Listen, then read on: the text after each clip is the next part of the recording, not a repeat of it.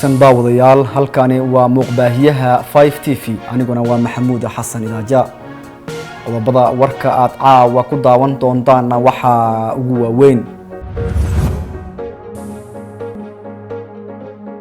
comprising of the counties of Nairobi, Kajiado, Machakos, Kiambu and Nakuru effective.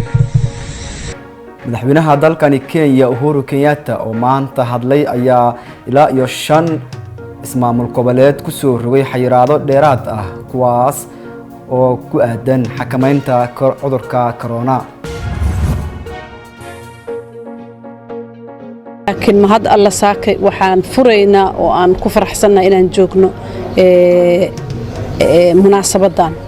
wasiirka caafimaadka dawladda federaalka ee Soomaaliya ayaa xarika ka jirtay xarun caafimaad oo laga hirgeliyay magaalada Beledweyne. dawladda Mareykanka ayaa dib u eegaysa talaabadii ay ciidamadeeda uga baxday dalka Soomaaliya. kooxda Barcelona oo doonaysa in ay xoojiso line-up-keeda ayaa bartilmaameedsanaysa ciyaaryahan horey uga soo ciyaaray kooxaha AC Milan iyo Sevilla.